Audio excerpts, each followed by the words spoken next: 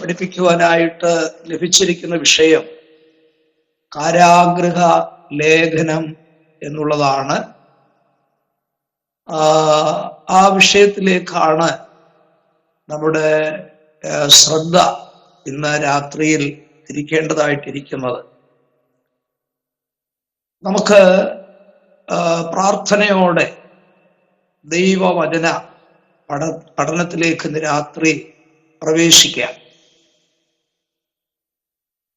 ദൈവത്തിൻ്റെ വചനം പ്രത്യേകാൽ പുതിയ നിയമഭാഗം നാം പഠിക്കുമ്പോൾ നമുക്കറിയാം, പുതിയ നിയമത്തിൽ 27 പുസ്തകങ്ങളാണ് അടങ്ങിയിരിക്കുന്നത്. മത്തായി സുവിശേഷം മുതൽ വെളിപ്പാട് വരെയുള്ളതായ പുതിയ നിയമഭാഗത്ത് 27 പുസ്തകങ്ങൾ അടങ്ങിയിട്ടുണ്ട് എന്ന വിവരം നമുക്കെല്ലാവർക്കും അറിയാവുന്ന കാര്യമാണ്. ഈ 27 പുസ്തകങ്ങളെ പഠന സൗകര്യാർത്ഥം 4 ഭാഗങ്ങളായിട്ട് തിരിച്ചാണ് നാം സാധാരണ പഠിക്കാറുള്ളത്. 4 ഭാഗങ്ങളായി പുതിയ നിയമഭാഗത്തിലെ 27 പുസ്തകങ്ങളെ തിരിച്ചിരിക്കുകയാണ്. ഒന്നാം ഭാഗം സുവിശേഷം അല്ലെങ്കിൽ സുവിശേഷങ്ങൾ. സുവിശേഷം ഒന്നേ ഉള്ളൂ, എന്നാൽ 4 വ്യക്തികൾ കൂടി എഴുതിയത് കൊണ്ടാണ് 4 സുവിശേഷം എന്ന് അറിയപ്പെടുന്നത്. അപ്പോൾ ഒന്നാം ഭാഗം സുവിശേഷങ്ങൾ, മത്തായി, മർക്കോസ്, ലൂക്കോസ്, യോഹന്നാൻ. അതാണ് ഒന്നാമത്തെ ഭാഗം. ഇനി അടുത്തത് രണ്ടാമത്തെ ഭാഗം ചരിത്ര പുസ്തകമാണ്. അത് അപ്പോസ്തല പ്രവൃത്തിയുടെ പുസ്തകമാണ് ചരിത്ര പുസ്തകം എന്ന് അറിയപ്പെടുന്നത്. ഇപ്പൊ 2 കാര്യം പറഞ്ഞു. 1 സുവിശേഷം, 2 ചരിത്ര പുസ്തകം, 3 ലേഖനങ്ങൾ. മൂന്നാം ഭാഗം ഏതാണ്? ലേഖനങ്ങൾ. ലേഖനങ്ങൾ എത്ര ഉണ്ട്? 21 ലേഖനങ്ങളുണ്ട്. 21 ലേഖനങ്ങൾ. അതായത് റോമാലേഖനം മുതൽ യൂദാലേഖനം വരെയുള്ളതായ 21 ലേഖനങ്ങളാണ് ഈ ലേഖനങ്ങളിൽ ഉൾപ്പെട്ടിരിക്കുന്നത്. ഇനി നാലാം ഭാഗം പ്രവചന പുസ്തകം. വെളിപ്പാട് പുസ്തകം പ്രവചന പുസ്തകമാണ്. അങ്ങനെ 4 ഭാഗങ്ങളായിട്ടാണ് പുതിയ നിയമത്തിലെ 27 പുസ്തകങ്ങളെ തിരിച്ചിരിക്കുന്നത്. അതെല്ലാവരുടെയും ഓർമ്മയിലുള്ളതായിരിക്കണം. മിക്കവാറും പേർക്ക് ഒരുപക്ഷെ ഇത് അറിയാൻ വയ്യാത്തവർക്ക് വേണ്ടിയാണ് ഞാൻ അത് വീണ്ടും ഓർപ്പിക്കുന്നത്. 1 സുവിശേഷം, 2 ചരിത്ര പുസ്തകം, 3 ലേഖനങ്ങൾ, 4 പ്രവചന പുസ്തകങ്ങൾ.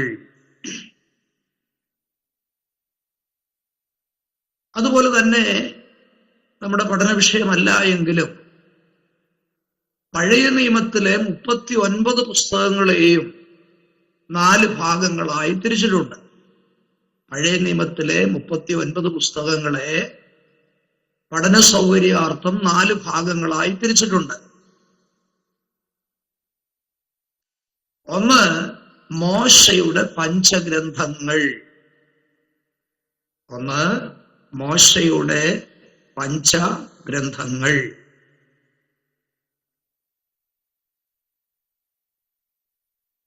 2 ചരിത്ര പുസ്തകങ്ങൾ.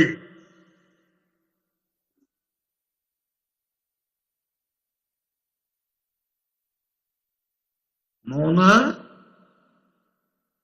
പദ്യപുസ്തകങ്ങൾ.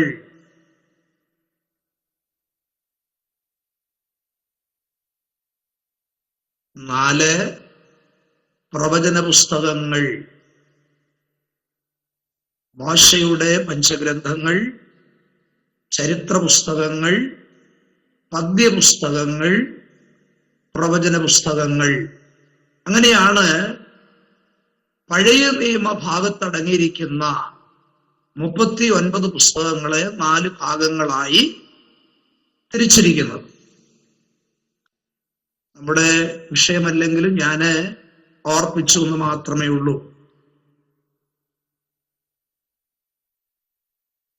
ഒരു പ്രത്യേകത ഞാൻ ഓർപ്പിക്കട്ടെ. മോശ പഞ്ചഗ്രന്ഥങ്ങൾ ആണ് വേദപുസ്തകത്തിന്റെ പ്രാരംഭ ഭാഗത്ത് നമുക്ക് കാണുവാൻ കഴിയുന്നത്. മോശ എഴുതിയതായ 5 പുസ്തകങ്ങളാണ് പഴയ നിയമ ഭാഗത്ത് കാണുവാൻ കഴിയുന്നത്. ഉൽപ്പത്തി, പുറപ്പാട്, ലേവ്യ, സംഖ്യ, ആവർത്തനം. അതുപോലെ പുതിയ നിയമത്തിലെ എഴുത്തുകാരനായിരിക്കുന്ന യോഹന്നാനും 5 പുസ്തകങ്ങൾ എഴുതിയിട്ടുണ്ട്.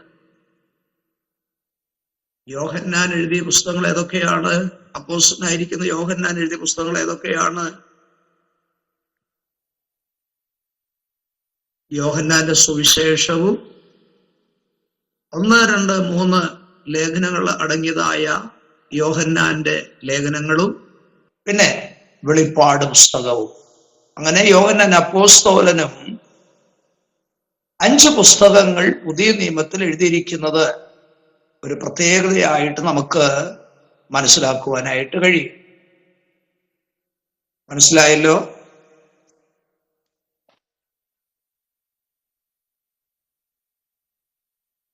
നാം പഠിക്കുവാനായിട്ട് പോകുന്ന വിഷയം കാരാഗൃഹ ലേഖനം എന്നുള്ളതാണ്. കാരാഗൃഹ ലേഖനം എന്നുള്ളതാണ് നമ്മുടെ വിഷയം, നമ്മുടെ സബ്ജക്റ്റ് അതാണ്. എന്നാൽ 21 ലേഖനങ്ങളെ നമ്മൾ തരംതിരിച്ച് പഠിച്ചാൽ 3 ഭാഗങ്ങളായിട്ട് ഈ ലേഖനങ്ങളെ തിരിച്ചിട്ടുണ്ട്. 21 ലേഖനങ്ങളെ 3 ഭാഗങ്ങളായി തിരിച്ചിട്ടുണ്ട്. ഒന്ന്, നിങ്ങൾ ഇതിനെല്ലാം ഹെഡിങ് എഴുതണം കേട്ടോ. ഹെഡിങ് എഴുതിയിട്ട് വേണം അതിന്റെ വിവരണം താഴെ എഴുതുവാൻ. 21 ലേഖനങ്ങളെ 3 ഭാഗങ്ങളായി തിരിച്ചിട്ടുണ്ട്. ഏതൊക്കെയാണെന്നറിയാമോ?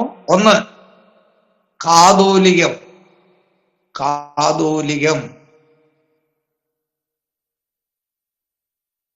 2, ഇടയലേഖനങ്ങൾ.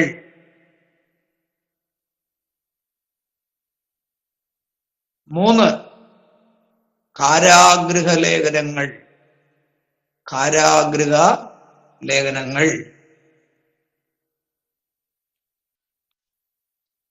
എന്താണ് കാരാഗൃഹ ലേഖനങ്ങൾ എന്ന് പറഞ്ഞാൽ? അപ്പോസ്തലനായിരിക്കുന്ന പൗലോസ് കാരാഗൃഹത്തിൽ ചങ്ങല ധരിച്ചവനായി കാരാഗൃഹത്തിലായിരുന്ന കാലഘട്ടങ്ങളിൽ എഴുതിയതായ ലേഖനങ്ങളെയാണ് എങ്ങനെ വിളിക്കുന്നത്? കാരാഗൃഹ ലേഖനങ്ങൾ എന്ന് വിളിക്കുന്നത്.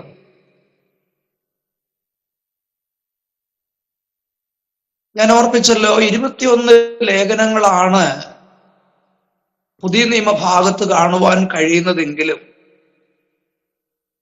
ഇതിൽ 14 ലേഖനങ്ങൾ അപ്പോസ്തലനായിരിക്കുന്ന പൗലോസ് എഴുതിയ ലേഖനങ്ങളാണ്. 21 ലേഖനങ്ങൾ ഉള്ളതിൽ 14 ലേഖനങ്ങൾ ആരെഴുതിയതാണ്? അപ്പോസ്തലനായിരിക്കുന്ന പൗലോസ് എഴുതിയതാണ്. ബാക്കി എത്ര ഉണ്ട്? 7 ലേഖനങ്ങളുണ്ട്. ആ 7 ലേഖനങ്ങളെ പൊതുലേഖനങ്ങൾ എന്നാണ് അറിയപ്പെടുന്നത്. പൗലോസ് എഴുതിയതായ 14 ലേഖനങ്ങൾ, ബാക്കി 7 ലേഖനങ്ങൾ പൊതുലേഖനങ്ങൾ എന്നറിയപ്പെടും.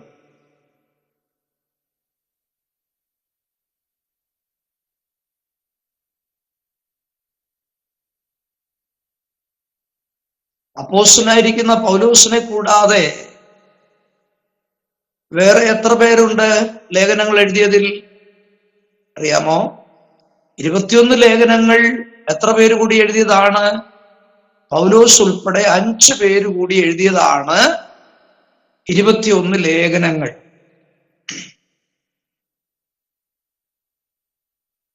ഈ 5 പേരെഴുതിയതായ ലേഖനങ്ങൾ പൊതുവായി ചിന്തിച്ചാൽ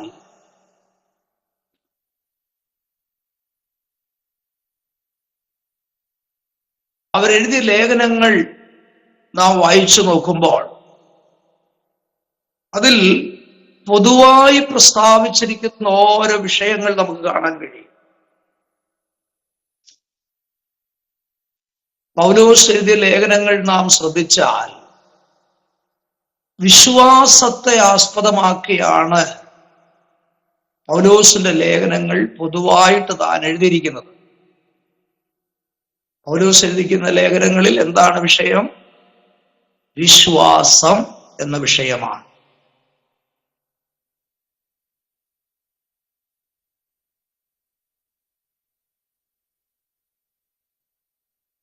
അതേസമയം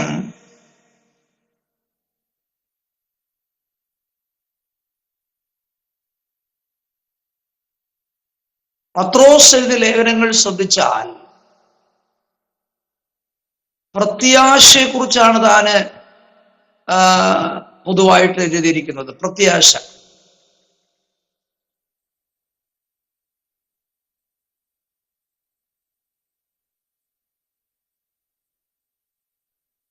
യോഹന്നാൻ എഴുതിയതായിരിക്കുന്ന ഭാഗങ്ങൾ ശ്രദ്ധിച്ചാൽ സ്നേഹത്തെക്കുറിച്ചാണ് പൊതുവായിട്ട് അദ്ദേഹം എഴുതിയിരിക്കുന്നത്. സ്നേഹം.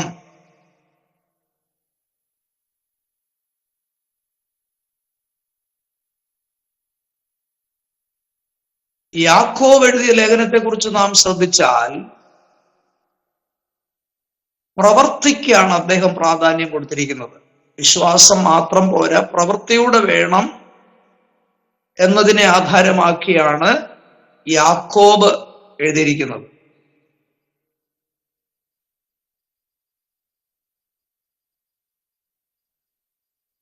അതേസമയം യൂദായുടെ ലേഖനം ശ്രദ്ധിച്ചാൽ ദുരുപദേശത്തെ ഖണ്ഡിച്ചാണ് താൻ എഴുതിയിരിക്കുന്നത്. ദുരുപദേശ ഖണ്ഡനം.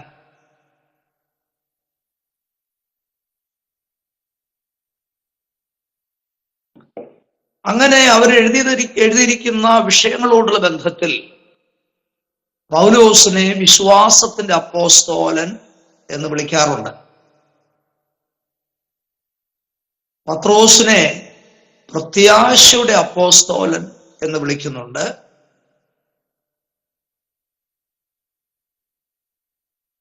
യോഹന്നാനെ സ്നേഹത്തിന്റെ അപ്പോസ്തോലൻ എന്ന് വിളിക്കുന്നുണ്ട്.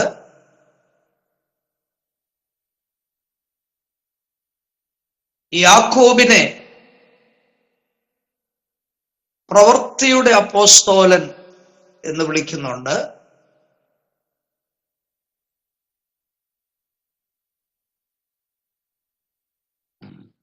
യൂദയെ ദുരുപദേശ കണ്ണകൻ എന്ന് വിളിക്കാറുണ്ട്.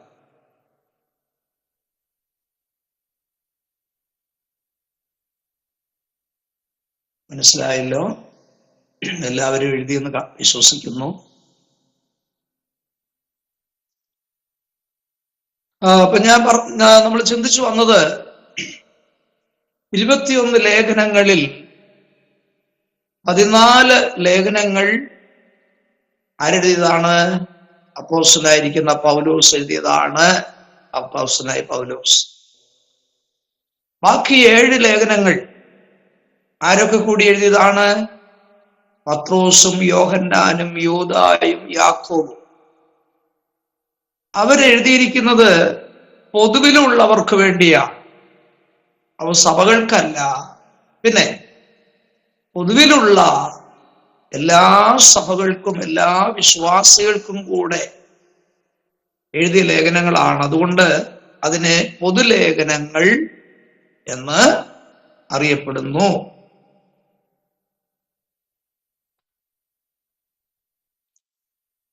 ഇനി കാരാഗൃഹ ലേഖനങ്ങൾ എന്ന് പറയുന്നത് ഏതൊക്കെയാണെന്ന് പറയാം. കാരാഗൃഹ ലേഖനങ്ങൾ ഏതൊക്കെയാണ്?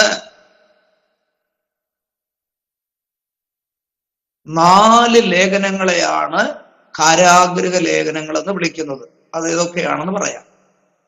1 എഫേസ്യലേഖനം,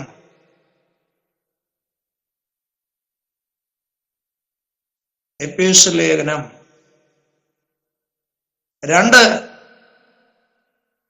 ഫിലിപ്പ്യലേഖനം.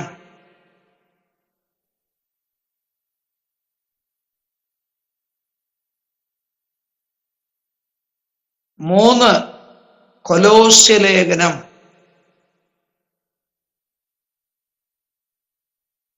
4 ഫിലേമോന്റെ ലേഖനം.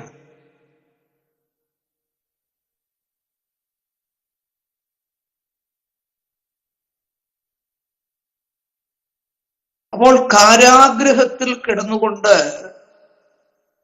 ഈ പറയപ്പെട്ടതായ 4 ലേഖനങ്ങൾ പൗലോസ് എഴുതിയതിനാലാണ് ഈ ലേഖനങ്ങളെ എങ്ങനെ വിളിക്കുന്നത്?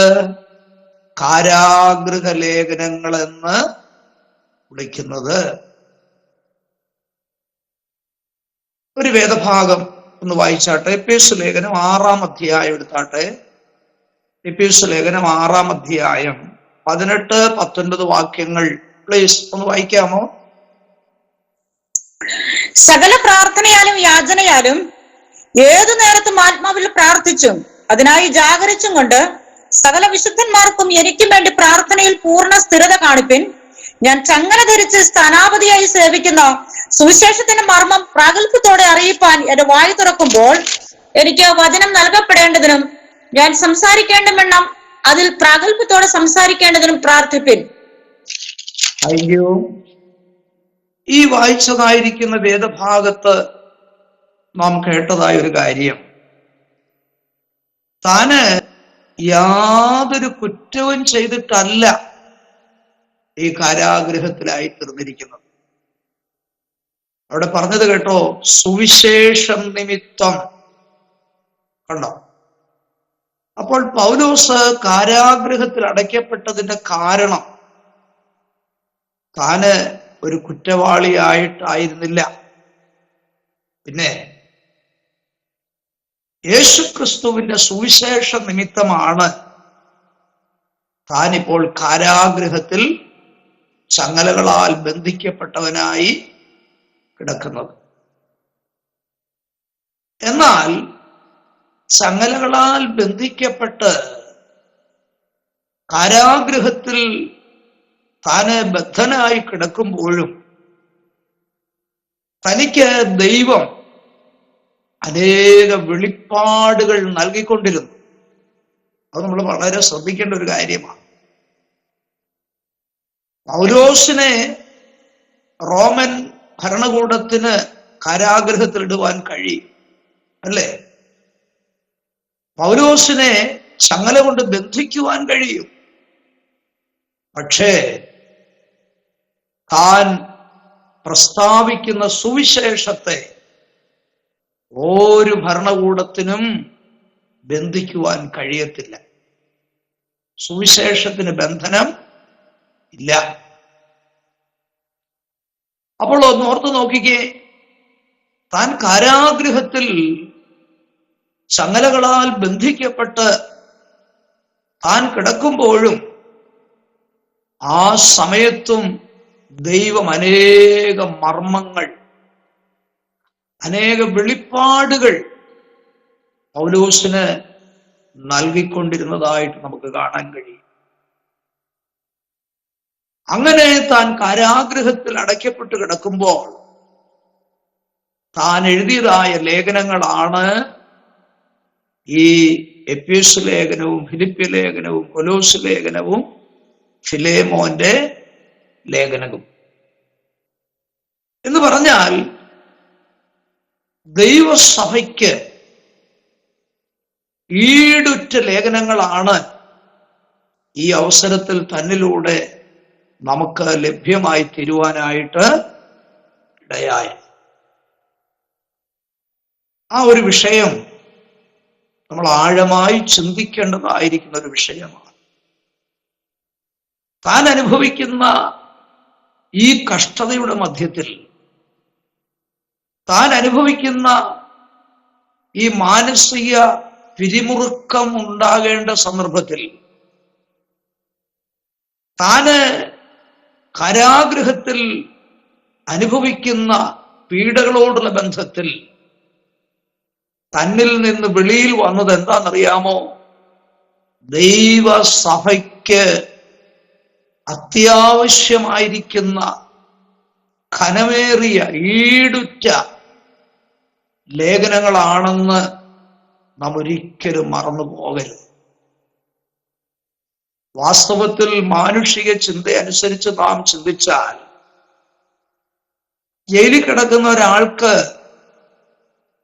മറ്റുള്ളവരെ ആശ്വസിപ്പിക്കുവാനും ബലപ്പെടുത്തുവാനും അവരെ നിത്യതയിലേക്ക് നയിക്കുവാനും ആവശ്യമായിരിക്കുന്ന ലേഖനങ്ങൾ എഴുതുവാനായിട്ടിടയായി എന്ന് പറഞ്ഞാൽ അതെത്രമാത്രം ഒരു വലിയ കാര്യമാണെന്ന് നാം ഒന്ന് ചിന്തിക്കേണ്ടതായിട്ടുണ്ട്. ഞാൻ ചോദിക്കട്ടെ, നമ്മുടെ കാലോ കയ്യോ ഒന്ന് മുറിഞ്ഞ് വേദനയിലിരിക്കുമ്പോൾ നമ്മുടെ അടുത്ത ആൾക്കാർ വരുന്നത് പോലും നമുക്ക് ഇഷ്ടമല്ല. പല്ലുവേദന വന്നെന്നിരിക്കട്ടെ, മറ്റുള്ളവരുടെ വർത്താനം പോലും നമുക്ക് ഇഷ്ടമാകത്തില്ല, അല്ലേ? തീർച്ചയായും. ഒരു ചെറിയ പനി വരട്ടെ, പിന്നെ നമുക്ക് എഴുന്നേക്കാൻ പോലും സാധിക്കത്തില്ല, ഒരു വാക്ക് പോലും ഉരിയാടുവാനായിട്ട് കഴിയത്തില്ല. എന്നാൽ അതിശ്രേഷ്ഠതയുള്ള അപ്പോസ്തലനായിരിക്കുന്ന പൗലോസിന്റെ ജീവിതം നാം ശ്രദ്ധിച്ചാൽ, തന്റെ കഷ്ടതയുടെ മധ്യത്തിൽ തന്നിൽ നിന്ന് ഉരുത്തിരിഞ്ഞതായ ശക്തമായ ഗൗരവമുള്ള വളരെ ഘനമേറിയ ഈടുറ്റ ലേഖനങ്ങളാണ് ദൈവസഭയ്ക്ക്, ദൈവജനത്തിന് ലഭിക്കാനായിട്ടിടയായതെന്നുള്ള കാര്യം നാം ഒരിക്കലും മറന്നു പോകരുത്. താനെ ഈ ലേഖനങ്ങളിൽ പരാതി പറയുന്നതായിട്ടോ പെറുപെറുക്കുന്നതായിട്ടോ ദുഃഖിക്കുന്നതായിട്ടോ നിരാശപ്പെടുന്നതായിട്ടോ ഒരു വാക്കുപോലും കാണാൻ കഴിയത്തില്ല. ആ ദൈവ മനുഷ്യൻ എത്ര ശക്തനായിരുന്നുവെന്ന് നമുക്കതിൽ നിന്ന് മനസ്സിലാക്കുവാനായിട്ട് കഴിയും. എന്നാൽ താന് ഈ വായിച്ച വാക്യത്തിലൂടെ നമ്മളെ ഓർപ്പിക്കുന്നത് എന്താണ്?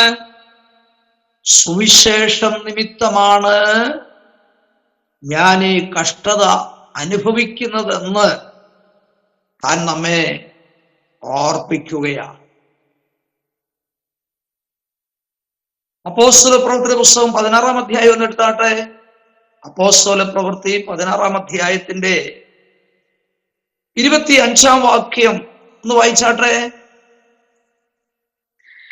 അർദ്ധരാത്രിക്ക് പൗലോസും ശീലാസും പ്രാർത്ഥിച്ചു, ദൈവത്തെ പാടി സ്തുതിച്ചു. തടവുകാർ ശ്രദ്ധിച്ചുകൊണ്ടേയിരുന്നു. മതി. ഫിലിപ്പിയ കാരാഗൃഹത്തിൽ പൗലോസും തന്റെ കൂട്ടുപ്രവർത്തകനുമായിരിക്കുന്ന ശീലാസും കാരാഗൃഹത്തിലാകപ്പെട്ടതായിട്ട് നമുക്ക് കാണാൻ കഴിയും. എന്താ കാരണം? വെളിച്ചപ്പാടത്തിയുടെ ആ പൈശാചിക ബന്ധനത്തിൽ നിന്ന് അവളെ ദൈവദാസൻ വിടുവിച്ചത് മുഖാന്തരം അവളുടെ യജമാനന്മാര് പൗലോസിനെയും ശീലാസിനെയും എന്ത് ചെയ്തു?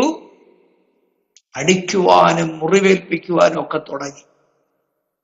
അവസാനമായിട്ട് ഫിലിപ്പിയൻ കാരാഗൃഹത്തിൽ തന്റെ ദാസന്മാരെ ആക്കി. അവിടെയും നമ്മൾ വായിച്ചു നോക്കുമ്പോൾ അവരുടെ കൈകാലുകൾ ആമത്തിലിടുവാനായിട്ടിടയായി. ആമത്തിലിട്ടു. എന്തോ ഈ ആമം? എത്ര പേർക്കറിയാം ആമം എന്ന് പറഞ്ഞാൽ? വലിയ വണ്ണമുള്ള തടി, അതിനകത്ത് ദ്വാരമുണ്ടാക്കിയിട്ട് കാല് അതിനുള്ളിലേക്ക് ഇറക്കി വെച്ചിട്ട് അത് ഫിറ്റ് ചെയ്ത് ആപ്പടിച്ച് ഫിറ്റ് ചെയ്ത് വെച്ചിരിക്കുക. ഒന്നും ചെയ്യാൻ കഴിയത്തില്ല. അങ്ങനെ ഫിലിപ്പിയൻ കാരാഗൃഹത്തിൽ തന്റെ ദാസന്മാരായിരുന്നു. അവരുടെ കൈകൾ ചങ്ങലയിട്ട് ബന്ധിച്ചു. എന്നാൽ ആ രാത്രിയിൽ നമ്മൾ വായിച്ചു കേട്ടോ, അർദ്ധരാത്രിയിൽ അവിടെ കിടന്നുകൊണ്ട് അവര് ദുഃഖിച്ചില്ല, കരഞ്ഞില്ല, അവര് പിറുപിറുത്തില്ല, ആവലാതി പറഞ്ഞില്ല.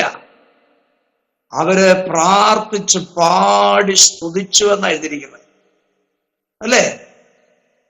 3 കാര്യം: പ്രാർത്ഥിച്ചു, പാട്ടുപാടി, ദൈവത്തെ സ്തുതിച്ചു.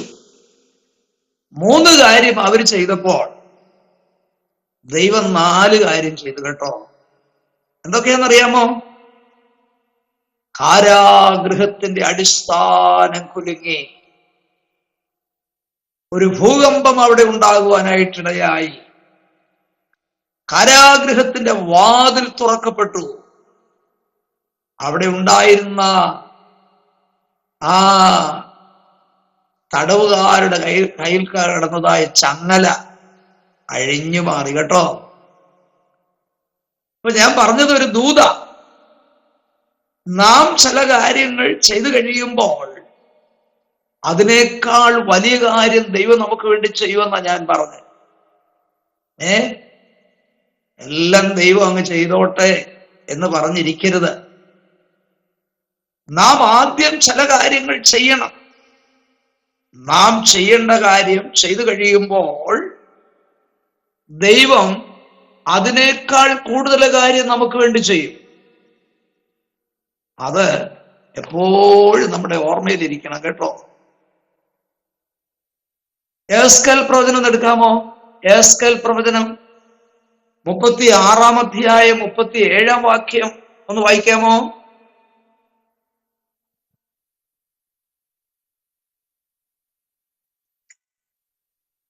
യഹോവയായ കർത്താവ് ഇപ്രകാരം അരുളി ചെയ്യുന്നു: ഇസ്രായേൽ ഗൃഹം എന്നോട് അപേക്ഷിച്ചിട്ട് ഞാൻ ഒന്നുകൂടെ ചെയ്യും. ഞാൻ അവർക്ക് ആളുകൾ മതി പ്ലീസ്. Thank you. ഇസ്രായേൽ ഗൃഹം എന്നോട് അപേക്ഷിച്ചിട്ട് ഞാൻ ഒന്നുകൂടെ അവർക്ക് വേണ്ടി ചെയ്യുമെന്ന് എന്ന് പറഞ്ഞാൽ, നാം പ്രാർത്ഥിക്കുന്നതിനേക്കാൾ, നാം ചോദിക്കുന്നതിനേക്കാൾ ഒന്നുകൂടെ ദൈവം നമുക്ക് വേണ്ടി ചെയ്യുന്ന ദൈവമാണ്. അതുകൊണ്ടാണ് എഫേസ്യ ലേഖനം 3-ാം അധ്യായത്തിന്റെ 20-ാം വാക്യത്തിൽ നമ്മൾ വായിക്കുന്നത്. എന്താ വായിക്കുന്നത്? ചോദിക്കുന്നതിലും നനയ്ക്കുന്നതിലും അത്യന്തം പരമായി ചെയ്തു തരുവാൻ കഴിവുള്ളതിന് ശക്തിയാൽ കഴിയുന്നവന് എന്നവിടെ എഴുതിയിരിക്കുന്നത്. അതുകൊണ്ടാണ് കേട്ടോ. അപ്പൊ ദൈവം ചെയ്യുന്നത് എങ്ങനെയാ? നമ്മൾ ചോദിക്കുന്നതിൻ്റെയും നനയ്ക്കുന്നതിൻ്റെയും അപ്പുറമായിട്ട് ദൈവം ചെയ്യുന്ന ദൈവമാണ്. ഞാനൊരു എക്സാമ്പിൾ പറയാം. എനിക്ക് ഇപ്പോൾ ഒരു 10,000 രൂപ ആവശ്യമാണെന്ന് വരട്ടെ. ഇവിടെ ഇരിക്കുന്ന നിങ്ങളിൽ ആരോടെങ്കിലും ഞാനത് ചോദിച്ചു എന്നിരിക്കട്ടെ. എനിക്കിപ്പോ 10,000 രൂപ ആവശ്യമില്ല, അതുകൊണ്ട് ഞാൻ ചോദിക്കത്തുമില്ല.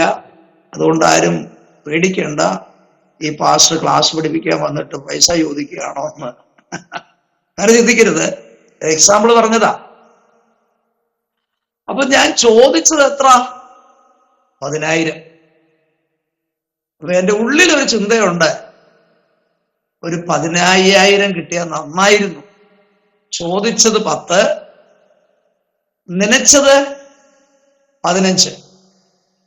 അപ്പൊ എന്റെ ആവശ്യത്തെ മനസ്സിലാക്കി ഒരാൾ പറയുകയാണ്, ഞാൻ 20,000 തരാം. അതാണ് ചോദിക്കുന്നതിലും നനയ്ക്കുന്നതിലും അത്യന്തം പരമായി എന്നുള്ളതായ വാക്കുകൊണ്ട് നമുക്ക് മനസ്സിലാക്കാനുള്ളത്. അപ്പൊ നമ്മുടെ ദൈവത്തോട് നാം പ്രാർത്ഥനയിൽ അപേക്ഷിക്കുന്ന കാര്യങ്ങൾക്ക് മാത്രമല്ല, അതിനേക്കാൾ നനയ്ക്കുന്നതിനേക്കാൾ അത്യന്തപരമായി നമ്മുടെ പ്രാർത്ഥനയ്ക്ക് ദൈവം മറുപടി തരുന്നവനായ ദൈവമാണെന്ന് ആ വാക്യത്തിലൂടെ നമുക്ക് മനസ്സിലാക്കുവാനായിട്ട് കഴിയും. ഞാന് മുൻപോട്ട് പോകട്ടെ. അടുത്തതായിട്ട് ഈ പൗലോസ് കിടന്നതായിരിക്കുന്ന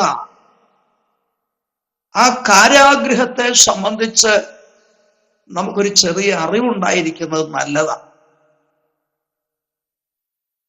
ഇന്നത്തെ കാരാഗൃഹങ്ങൾ അഥവാ ഇന്നത്തെ ജയിലുകളൊക്കെ എത്രയോ മാന്യമാണെന്നറിയാവോ? ഞാനങ്ങനെ പറയാൻ കാരണം, ഇടയ്ക്ക് ഞങ്ങളിവിടെ കണ്ണൂര് പല ജയിലുകളുണ്ട്. ആ ജയിലുകളിലെല്ലാം ഞങ്ങൾ പോയി സുവിശേഷം പറയാറുണ്ട്. ട്രാക്ട് കൊടുക്കുവാനും സുവിശേഷം അറിയിക്കുവാനും ഞങ്ങൾ പോകാറുണ്ട്. എത്ര മാന്യമായ നിലകളിലാണ് ആ ബിൽഡിംഗ് പണിതിരിക്കുന്നത്. എത്രയോ നല്ല ഭക്ഷണമാണ് ഇന്ന് കൊടുത്തുകൊണ്ടിരിക്കുന്നത്. എന്നാൽ പൗലോസൊക്കെ കിടന്ന കാരാഗ്രഹം എന്ന് പറയുന്നത് കല്ലുകളുള്ള സ്ഥലത്ത് കല്ലിനകത്ത് കുഴിച്ചെടുത്ത മുറികളാണ്. റൂമെന്ന് പറയുന്നത് അങ്ങനെയുള്ളതാണ്. കല്ലിൽ വെട്ടിയുണ്ടാക്കിയതായ മുറികളാണ്. അതിനകത്ത് കയറണമെങ്കിൽ ഇറങ്ങിച്ചെല്ലണം, ആ കുഴിക്കകത്തോട്ട് ഇറങ്ങിച്ചെല്ലണം. എന്നിട്ട് അത് മൂടിയിരിക്കുക. ചുരുക്കി പറഞ്ഞാൽ നല്ല വെളിച്ചം പോലും അവിടെ കടന്നു ചെല്ലത്തില്ല. അതിനകത്താണ് പൗലോസിനെ ഇടുവാനിടയായത്. അപ്പൊ ഒന്ന് ഓർത്തു നോക്കിക്കേ, എത്രമാത്രം വളരെ പ്രയാസത്തോടു കൂടി ആയിരിക്കാം പൗലോസും അന്നുള്ളതായിരിക്കുന്ന കുറ്റവാളികളൊക്കെ ആ ജയിലറയിൽ കിടക്കുവാനിടയായി. ശരിക്കും വെളിച്ചം പോലുമില്ല. ഭക്ഷണം കൊടുക്കാൻ നേരത്ത് മാത്രം അതിനുള്ളതായിരിക്കുന്ന ഒരു ഹാളുണ്ട്, അത് തുറന്ന് ഭക്ഷണം കൊടുക്കും. അത്രമാത്രം ഭീകരമായ ഒരു അന്തരീക്ഷമായിരുന്നു ആ കാലത്തെ ജയിലുകളിൽ ഉണ്ടായിരുന്നത്. എന്നാൽ പകൽക്കാലങ്ങളിൽ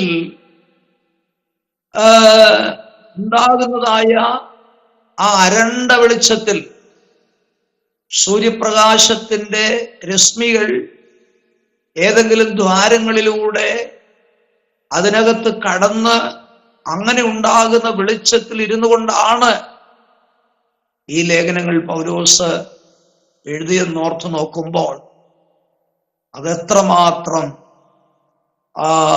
പ്രയാസത്തോടു കൂടി ആയിരുന്നുവെന്ന് നമുക്ക് ചിന്തിപ്പാനായിട്ട് കഴിയും.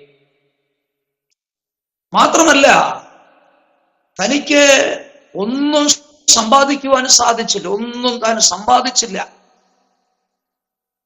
താൻ ചെയ്തതായിരിക്കുന്ന കർത്താവിന്റെ വേലയോടുള്ള ബന്ധത്തിൽ തനിക്ക് പുതയ്ക്കാനൊരു പുതപ്പും ചർമ്മലിഖിതങ്ങളും അതെഴുതാനുള്ളതായിരിക്കുന്ന ആ സംവിധാനമൊക്കെ മാത്രമേ തനിക്കുണ്ടായിരുന്നുള്ളൂ. മറ്റ് യാതൊന്നും തനിക്ക് നേടുവാനായിട്ട് സാധിച്ചില്ല.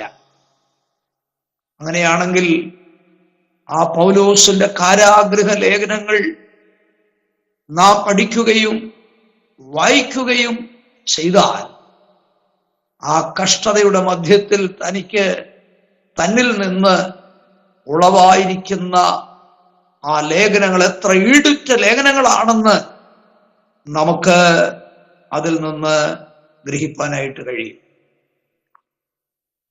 ഈ 4 ലേഖനങ്ങൾ കാരാഗൃഹ ലേഖനങ്ങൾ എന്നറിയപ്പെടുന്നു. ഏതൊക്കെ? എഫേസ്യ ലേഖനം, കൊലോസ്യ ലേഖനം, ഫിലിപ്പിയ ലേഖനം, പിന്നെ ഫിലേമോന്റെ ലേഖനം. എന്നാൽ ഈ 4 ലേഖനങ്ങളിൽ പൊതുവായി പറഞ്ഞിരിക്കുന്ന വിഷയങ്ങൾ എന്തൊക്കെയാണെന്ന് ഞാൻ പറയാം. അത് നിങ്ങൾ നോട്ട് ചെയ്യേണ്ടതാണ്. എഫേസ്യ ലേഖനത്തിലെ വിഷയം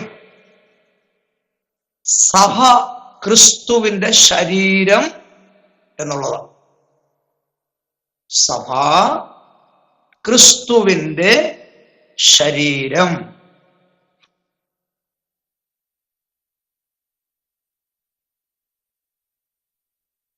അടുത്തത് കൊലോസ്യ ലേഖനം. കൊലോസ്യ ലേഖനത്തിലെ വിഷയം ദൈവസഭയുടെ ശിരസ് യേശു ക്രിസ്തു എന്നുള്ളതാണ്.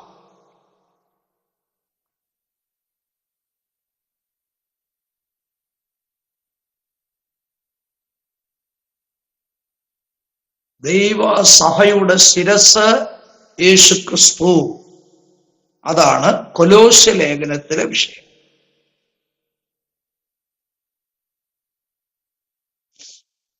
അടുത്തത് ഫിലിപ്പിയ ലേഖനം. ഫിലിപ്പിയ ലേഖനത്തിലെ വിഷയം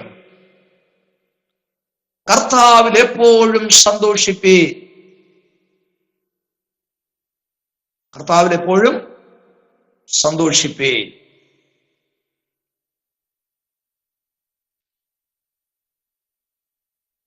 ഒന്ന് ഓർത്തു നോക്കുകയെ, താൻ വളരെ സന്തോഷത്തിലാ. കാരാഗൃഹത്തിൽ കിടക്കുന്നതിന്റെ സന്തോഷമാണോ അവിടുത്തെ വിഷയം? ഒരിക്കലും തന്നെത്താൻ സന്തോഷിക്കുവാൻ കഴിവില്ലാത്തൊരു അന്തരീക്ഷത്തിൽ കിടന്നുകൊണ്ട്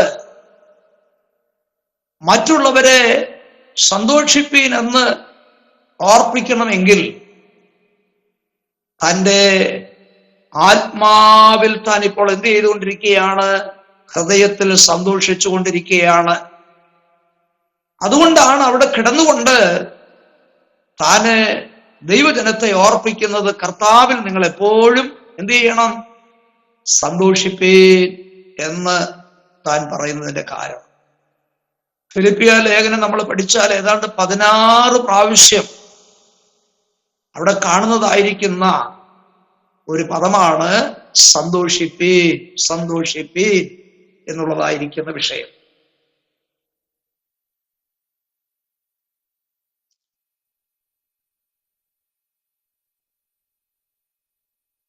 ഫിലേമോന്റെ ലേഖനത്തിലുള്ള വിഷയം, ഫിലേമോന്റെ ലേഖനത്തിലെ വിഷയം ദൈവത്തോടുള്ള നിരപ്പ് എന്നാണ്. ദൈവത്തോടുള്ള നിരപ്പ്. എഫേസ്യ ലേഖനത്തിലെ വിഷയം സഭ ക്രിസ്തുവിന്റെ ശരീരം. കൊലോസ്യ ലേഖനത്തിലെ വിഷയം യേശു ക്രിസ്തു സഭയുടെ ശിരസ്. ഫിലിപ്പിയ ലേഖനത്തിലെ വിഷയം കർത്താവിൽ എപ്പോഴും സന്തോഷിപ്പീൻ. ഫിലേമോന്റെ ലേഖനത്തിലുള്ള വിഷയം ദൈവത്തോടുള്ള നിരപ്പ്. ഇങ്ങനെയാണ് കാരാഗൃഹ ലേഖനത്തിലെ വിഷയങ്ങളെ നമുക്ക് വേർതിരിച്ച് കാണുവാനായിട്ട് സാധിക്കുന്നത്.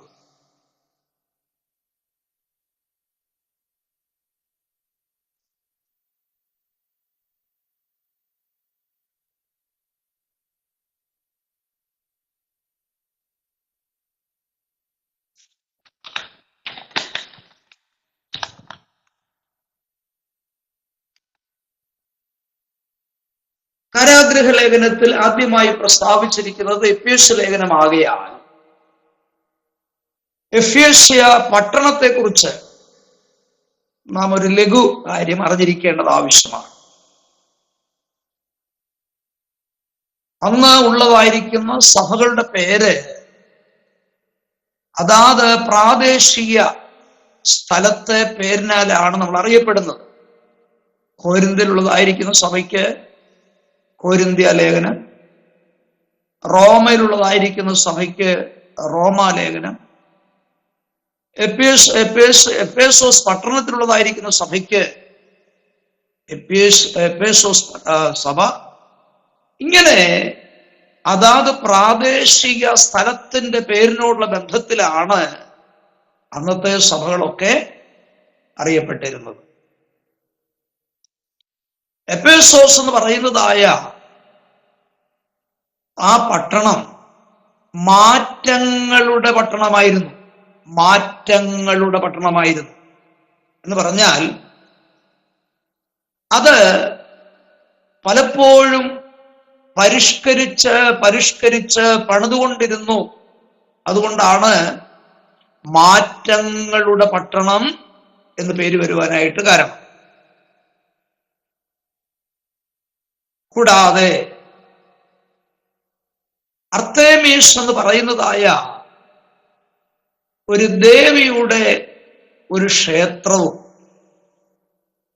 ആ ദേവിയുടെ ഒരു വലിയ ബിംബവും ആ ക്ഷേത്രത്തിനകത്തുണ്ടായിരുന്നു.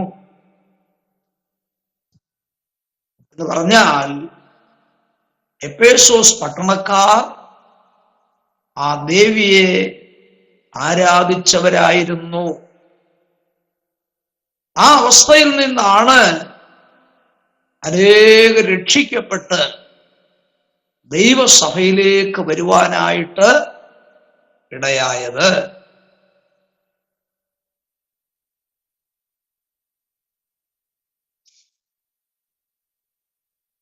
എഫേസോസ് പട്ടണത്തിൽ ദൈവസഭ ഉണ്ടായത് എങ്ങനെയാണെന്നറിയാമോ?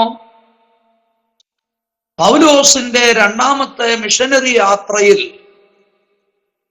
താന് എഫേസോസിൽ വന്ന് പ്രവർത്തിച്ചത് മുഖാന്തരമാണ് അവിടെ ഒരു സഭ ഉളവാകുവാനായിട്ട് ഇടയായത്.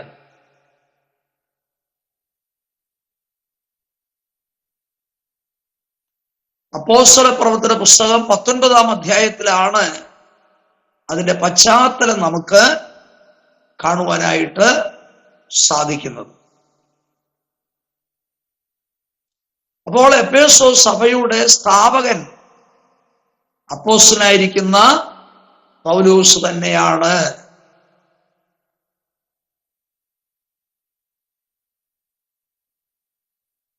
എഫേസോസ് സഭയുടെ സ്ഥാപകൻ ആരാണ്? അപ്പോസ്തലനായിരിക്കുന്ന പൗലോസ് തന്നെയാണ്. തന്റെ രണ്ടാമത്തെ മിഷനറി യാത്രയിലാണ് ആ സഭ അവിടെ സ്ഥാപിക്കപ്പെടുവാനായിട്ട് ഇടയായത്. എന്നാൽ തന്നോടൊപ്പം ഒരു കുടുംബം ചേർന്ന് പ്രവർത്തിച്ചതായിട്ട് നമുക്ക് അവിടെ കാണാൻ കഴിയും. അതാരൊക്കെയാണ്? അക്വിലാസും പ്രിസ്കില്ലയും. വിശ്വസ്തരായ ഭാര്യ ഭർത്താക്കന്മാരായിരുന്നു. ആര്? അക്വിലാസും പ്രിസ്കില്ലയും. അവരും കൂടെ ചേർന്നാണ് ഈ പൗലോസിനോടൊപ്പം സുവിശേഷ വേല ചെയ്യുവാനിടയായത്. മാത്രമല്ല അവരുടെ കൂടെ തന്റെ കുടുംബത്തിൽ പൗലോസിനെയും ചേർത്ത് താമസിപ്പിച്ചതായിട്ടൊക്കെ നമുക്ക് കാണുവാൻ കഴിയും. അവരെ കുറിച്ച് പൗലോസ് മറ്റൊരു ഭാഗത്ത് ഉദ്ധരിച്ചിട്ടുണ്ട്. എന്താണെന്നറിയാമോ?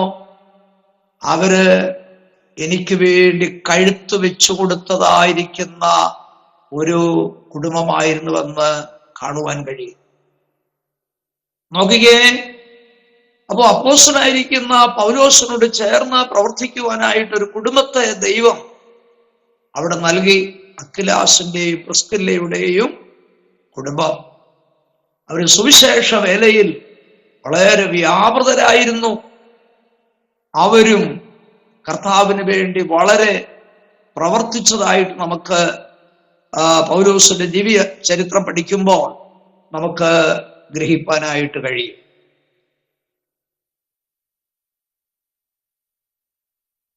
അപ്പോസ്തലനായിരിക്കുന്ന പൗലോസിന്റെ സുവിശേഷ പ്രവർത്തനത്തെ സംബന്ധിച്ച് നാം പഠിച്ചാൽ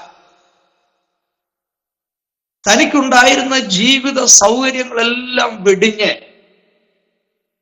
വളരെ പീഡകൾ, കഷ്ടതകൾ, പട്ടിണി, ആപത്തുകളൊക്കെ താൻ അഭിമുഖീകരിച്ചുകൊണ്ടാണ് താൻ എന്ത് ചെയ്തത്? കർത്താവിന് വേണ്ടി പ്രവർത്തിക്കുകയും സഭ സ്ഥാപിക്കുകയും ചെയ്യുവാനായിട്ട് ഇടയായത്. പൗലോസ് കാരാഗൃഹത്തിൽ കിടന്നാൽ ലേഖനമെഴുതും.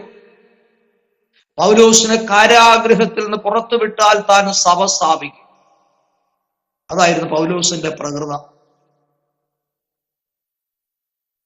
എത്രയോ അനുഗ്രഹീതമായ ഒരു ജീവിത ശൈലിയായിരുന്നു പൗലോസിന്റെ ജീവിതമെന്ന് തൻ്റെ ശുശ്രൂഷയെക്കുറിച്ച് പഠിക്കുമ്പോൾ നമുക്ക് ഗ്രഹിപ്പാനായിട്ട് സാധിക്കും.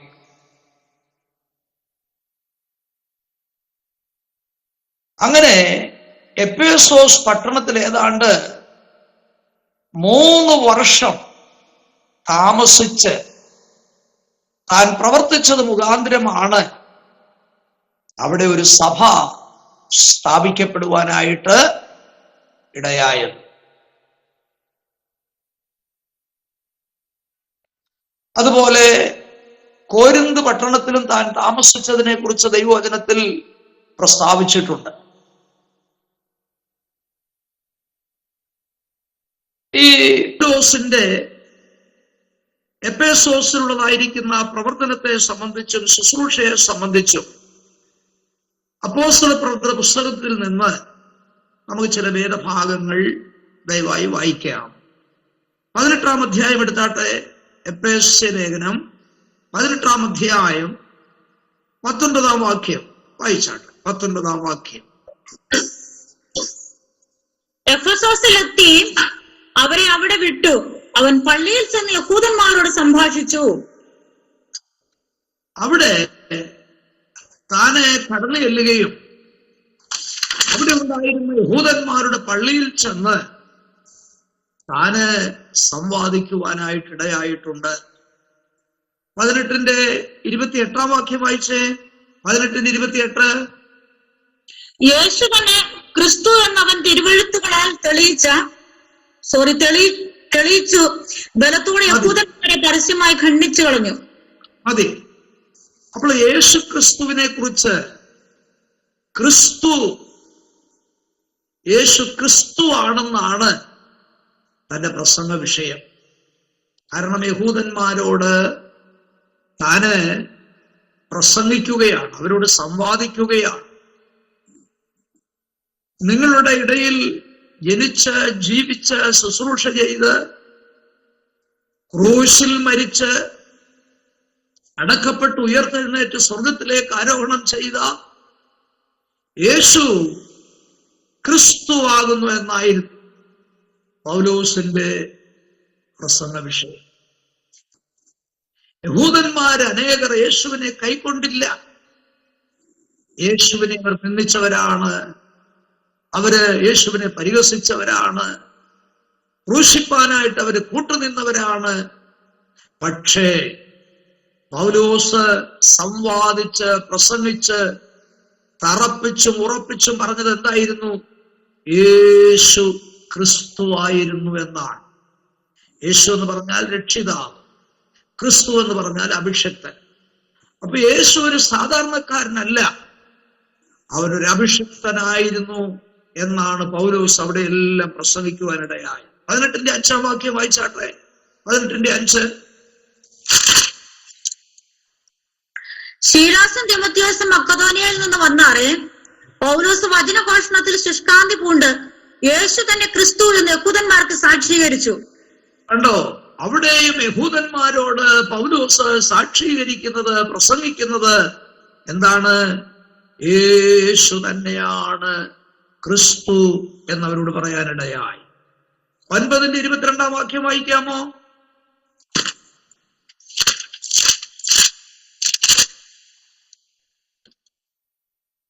ശൗലോ മേൽക്കുമേൽ ശക്തി പ്രാപിച്ചു, യേശു തന്നെ ക്രിസ്തു എന്ന് തെളിയിച്ചു. ദമസ്കോസിൽ പ്രസംഗിച്ച കാര്യമാണ് ഇവിടെ പറഞ്ഞിരിക്കുന്നത്.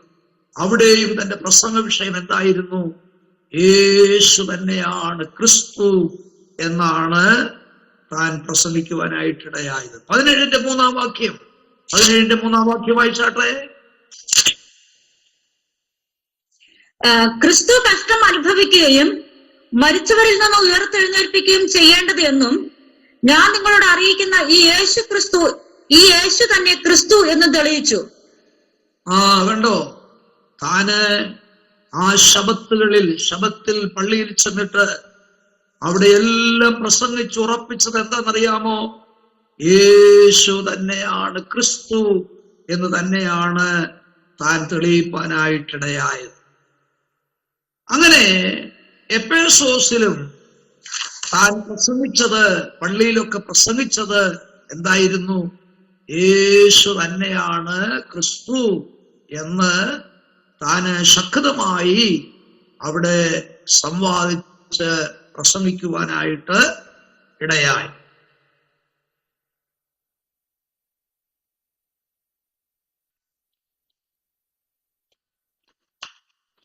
നാം വീണ്ടും ഈ ലേഖനത്തെ കുറിച്ച് ചിന്തിക്കുമ്പോൾ ഈ പൗലോസിന്റെ ലേഖനങ്ങളൊക്കെ ഈടുറ്റ ലേഖനമാണെന്ന് പറയാൻ കാരണം തന്റെ പല ശൈലികളും താൻ എഴുതിയതായ പല വാക്കുകളും നമ്മുടെ മാനുഷികമായ ബുദ്ധി കൊണ്ട് ചിന്തിച്ചാൽ അത് നമുക്ക് ഗ്രഹിപ്പാൻ വിഷമകരമായ വാക്കുകളാണ്. കാരണം താന് വിദ്യാസമ്പന്നനായ ഒരു വ്യക്തിയായി തന്റെ ജ്ഞാനമനുസരിച്ച്, തന്റെ വിദ്യാഭ്യാസം അനുസരിച്ച് തന്റെ വാക്കുകൾ വളരെ കട്ടി കൂടിയ വാക്കുകളായിരുന്നു. അതുകൊണ്ട് സാധാരണക്കാർക്ക് അത് ഗ്രഹിപ്പാൻ കഴിയാത്ത വാക്കുകളായി. ഉദാഹരണമായിട്ട് ഒരു ഭാഗം ഒന്ന് വായിച്ചു നോക്കിക്കേ. എഫേസ്യ ലേഖനം 1-ാം അധ്യായത്തിന്റെ 15 മുതൽ തന്റെ പ്രാർത്ഥനയിലെ ചില കാര്യങ്ങൾ നാം ശ്രദ്ധിച്ചാൽ നമുക്ക് പല കാര്യങ്ങളും മനസ്സിലാക്കാൻ കഴിയാത്ത വാക്കുകളാണ് അവിടെ ഉപയോഗിച്ചിരുന്നത്. വായിച്ചാട്ടെ. അതുനിമിത്തം ഞാനും നിങ്ങൾക്ക് കർത്താവായ യേശുവിലുള്ള വിശ്വാസത്തെയും സകല വിശുദ്ധന്മാരോടുമുള്ള സ്നേഹത്തെയും കുറിച്ച് കേട്ടിട്ട് നിങ്ങൾക്ക് വേണ്ടി ഇടപെടാതെ സ്തോത്രം ചെയ്ത് എന്റെ പ്രാർത്ഥനയിൽ നിങ്ങളെ ഓർത്തുകൊണ്ട് നമ്മുടെ കർത്താവായ യേശു ക്രിസ്തുവിന്റെ ദൈവവും മഹത്വമുള്ള പിതാവുമായവൻ നിങ്ങൾക്ക് തന്നെ കുറിച്ചുള്ള പരിജ്ഞാനത്തിൽ ജ്ഞാനത്തിന്റെയും വെളിപ്പാടിന്റെയും ആത്മാവിനെ തരേണ്ടതിനും നിങ്ങളുടെ ഹൃദയദൃഷ്ടി പ്രകാശിപ്പിച്ചിട്ട് അവന്റെ വിളിയാനുള്ള ആശ ഇന്നതെന്ന് വിശുദ്ധന്മാരിൽ അവന്റെ അവകാശത്തിന് മഹിമാധനം ഇന്നതെന്നും അവന്റെ ബലത്തിൻ വല്ലഭത്വത്തിന്റെ വ്യാപാരത്താൽ വിശ്വസിക്കുന്ന നമുക്ക് വേണ്ടി വ്യാപരിക്കുന്ന അവന്റെ ശക്തിയുടെ അളവറ്റ വലുപ്പം ഇന്നതെന്ന് നിങ്ങൾ അറിയേണ്ടതിനും പ്രാർത്ഥിക്കുന്നു. ഉണ്ടോ? തന്റെ പ്രാർത്ഥനയിലെ ചില വാക്കുകൾ നമുക്ക് ഗ്രഹിപ്പാനും ചിന്തിപ്പാനും വളരെ വിഷമകരമായ വാക്കുകൾ. പ്രാർത്ഥിച്ചു വന്നപ്പോൾ താൻ പറയുകയാണ്, അവന്റെ വിളിയാലുള്ള ആശ ഇന്നതെന്നും വിശുദ്ധന്മാരിൽ അവന്റെ അവകാശത്തിന്റെ മഹിമാധനം ഇന്നതെന്നും അവന്റെ ബലത്തിൻ വല്ലഭത്വത്തിന്റെ വ്യാപാരത്താൽ വിശ്വസിക്കുന്ന നമുക്ക് വേണ്ടി വ്യാപരിക്കുന്ന അവന്റെ ശക്തിയുടെ അളവറ്റ വലിപ്പം ഇന്നതെന്ന് നിങ്ങൾ അറിയേണ്ടതിനും പ്രാർത്ഥിക്കുന്നു. നമുക്കെന്തോ മനസ്സിലായി? അത് മനസ്സിലാക്കാൻ കുറച്ച് വിഷമമേറിയ വാക്കുകൾ. പിന്നീട് നമുക്ക് അതിനെക്കുറിച്ച് ചിന്തിക്കാം. ഞാൻ പറഞ്ഞത് തന്റെ ലേഖനങ്ങളെല്ലാം ഈടുറ്റ ലേഖനങ്ങളാണ്.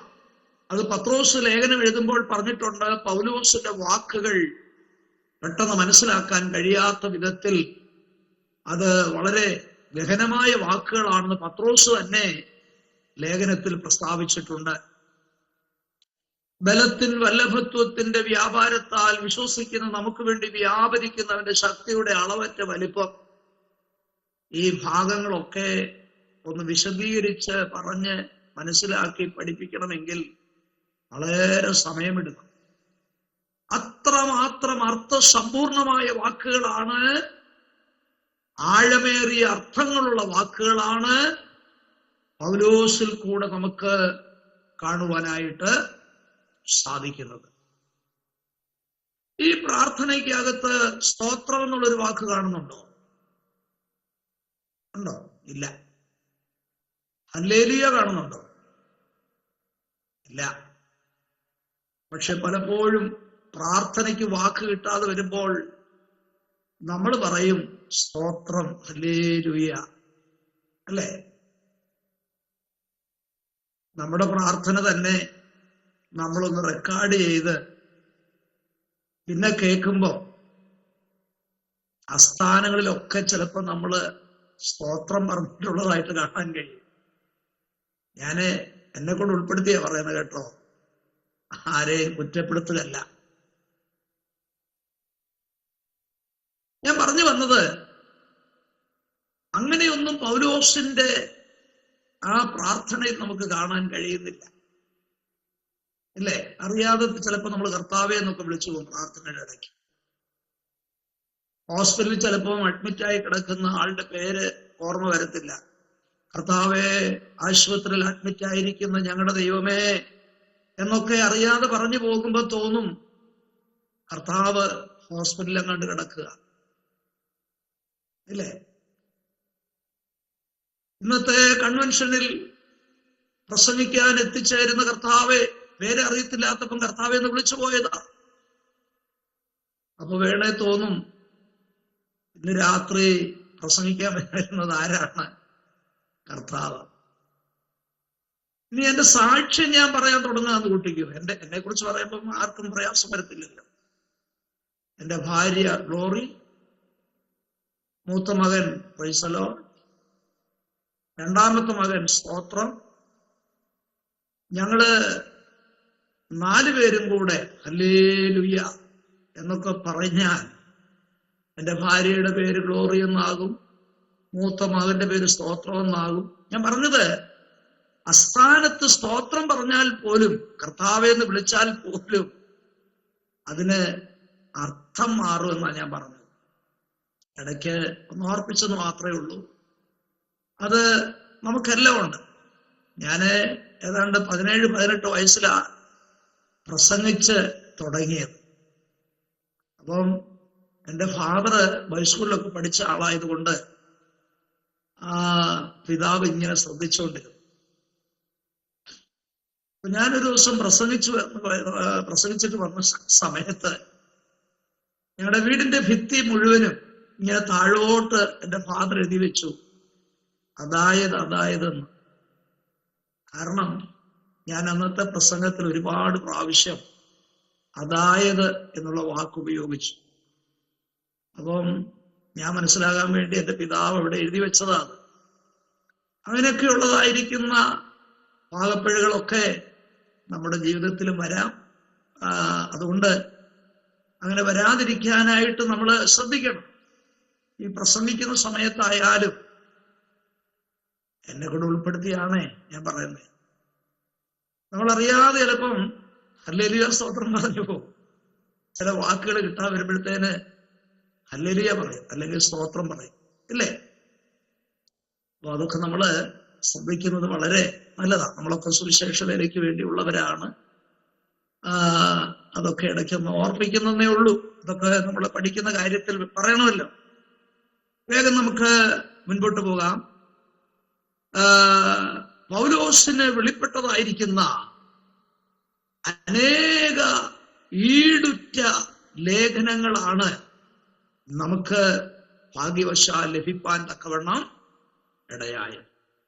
അപ്പോൾ ഒരു കാര്യം ഓർത്തോണം, ദൈവം നമുക്ക് കഷ്ടത അനുഭവിക്കുവാൻ അവസരം തരുന്നെങ്കിൽ, നമ്മൾ കഷ്ടതയിലൂടെ കടന്നു പോകുവാനായിട്ട് ദൈവം നമുക്ക് ഇടയാക്കുന്നുവെങ്കിൽ, ഒരു കാര്യം ഓർത്തുകൊള്ളണം, ആ കഷ്ടതയിലും നമ്മെ കൊണ്ട് ദൈവത്തിന് ചില കാര്യങ്ങൾ ചെയ്യുവാനായിട്ട് കഴിയും. ദൈവമറിയാതെ അല്ല നമ്മുടെ ജീവിതത്തിൽ ശോധനകൾ വരുന്നത്. ദൈവമറിയാതെ അല്ല നമ്മുടെ ജീവിതത്തിൽ പരിശോധനകൾ ഉണ്ടാകുന്നത്. ദൈവമറിയാതെ അല്ല നമ്മുടെ ജീവിതത്തിൽ പ്രതികൂലങ്ങൾ വരുന്നത്. ഇതെല്ലാം വരുമ്പോഴും ഒരു കാര്യം ഉറപ്പിച്ചു കൊള്ളണം, അവിടെയും നമ്മെ കൊണ്ട് ദൈവത്തിന് ചില കാര്യങ്ങൾ ചെയ്യുവാനായിട്ടുണ്ട്. അതുകൊണ്ടാണ് 119 സങ്കീർത്തനത്തിൽ സങ്കീർത്തനക്കാരൻ പറഞ്ഞിരിക്കുന്നത്, ഞാൻ കഷ്ടതയിലായത് എനിക്ക് ഗുണമായി, അല്ലേ? അപ്പോ കഷ്ടതയ്ക്കകത്തുകൂടെ ദൈവം നമ്മെ നടത്തുകയാണെങ്കിലും ഒരു കാര്യം പ്രിയപ്പെട്ട ദൈവമക്കൾ ഓർത്തിരിക്കണം, അവിടെയും നമ്മെ കൊണ്ട് ദൈവത്തിന് ചില കാര്യങ്ങൾ ചെയ്തെടുക്കുവാനായിട്ടുണ്ട്. അതുകൊണ്ട് ദൈവത്തിന്റെ മുൻപിൽ നാം കഷ്ടങ്ങൾ ലഭിക്കുമ്പോൾ സ്തോത്രം പറയുന്നവരാകണം. ദാവീദ് അത് വെളിപ്പെടുത്തിയിട്ടുണ്ട്, ഞാൻ എല്ലാ കാലത്തും നിന്റെ സ്തുതിയെ വർണ്ണിക്കുമെന്ന് പറഞ്ഞിട്ടുണ്ട്.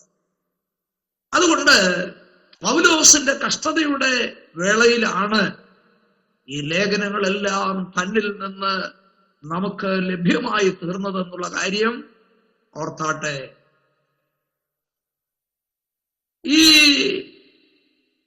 സഭയെക്കുറിച്ചുള്ളതായിരിക്കുന്ന അനേക മർമ്മങ്ങളാണ് എഫേസ്യ ലേഖനത്തിൽ നമുക്ക് പഠിക്കുവാനായിട്ടുള്ളത്. സഭ, ഞാൻ പ്രാരംഭത്തിൽ ഓർപ്പിച്ചല്ലോ, എന്താണ് എഫേസ്യ ലേഖനത്തിലെ പൊതുവിഷയം? സഭ ക്രിസ്തുവിന്റെ ശരീരം. സഭ ക്രിസ്തുവിന്റെ ശരീരം. എന്നാൽ കൊലോസ്യ ലേഖനത്തിൽ വീണ്ടും പഠിക്കുമ്പോൾ ആ ശരീരത്തിന്റെ തലയാണ് ആര്? ക്രിസ്തു എന്ന് അവിടെ കാണുവാൻ കഴിയും. തന്നെ വളരെ ബന്ധിച്ചാണ് കാര്യങ്ങൾ ലേഖനങ്ങളിലെല്ലാം പ്രസ്താവിച്ചിരിക്കുന്നത്.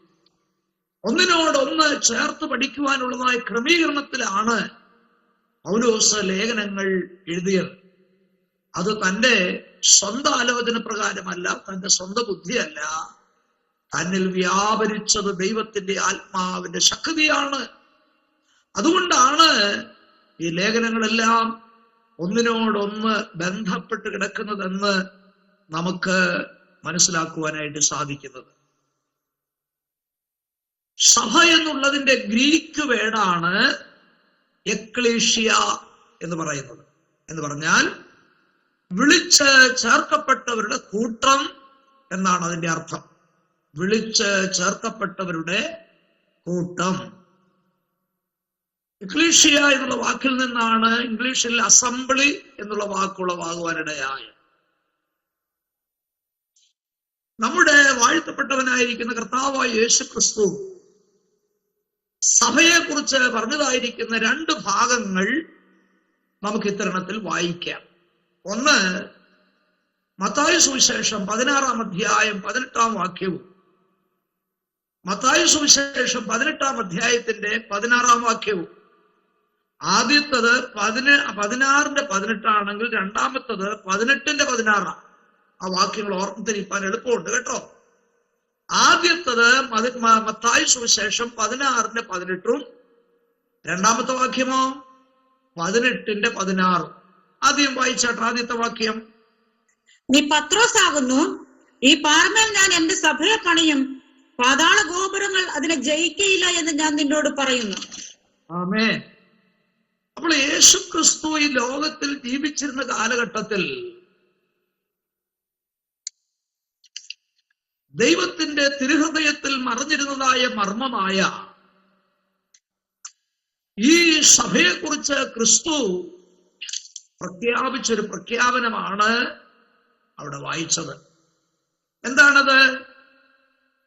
നീ പത്രോസാകുന്നു, ഈ പാറമേൽ ഞാൻ എന്റെ സഭയെ പണിയും, പാതാള ഗോപുരങ്ങൾ അതിനെ ജയിക്കയില്ല. ഇങ്ങനെ ആ വാക്യം അല്ലെ. പക്ഷെ അതെങ്ങനെയോ തിരിഞ്ഞു മറിഞ്ഞ് ഇപ്പൊ അത് വന്നിരിക്കുന്ന എങ്ങനെയാ?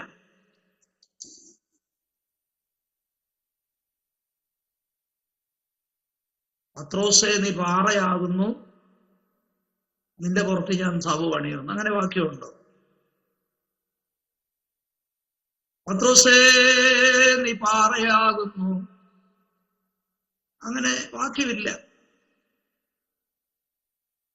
കർത്താവ് പറഞ്ഞത് ഇങ്ങനെയാ, നീ പത്രോസാകുന്നു, ഈ പാറമേൽ ഞാൻ എന്റെ സഭ പണിയും. അങ്ങനെയാ വാക്യം അല്ലേ? അവിടെ പ്രസ്താവിച്ചിരിക്കുന്ന ഗ്രീക്ക് വേർഡ് നമുക്ക് ശ്രദ്ധിക്കാം. നീ പത്രോസാകുന്നു എന്ന് കർത്താവ് പറഞ്ഞപ്പോൾ പത്രോസിന് കൊടുത്തിരിക്കുന്ന ഗ്രീക്ക് പദം പെട്രാസ് എന്നാണ്. പെട്രാസ് എന്ന് പറഞ്ഞാൽ പാറക്കഷണം എന്നാണ്. പീസായ പാറക്കഷണം. അപ്പൊ നീ പത്രോസ് ആകുന്നു, നീ പെട്രാസ് ആകുന്നു. അടുത്ത വാചകം എങ്ങനെയാ?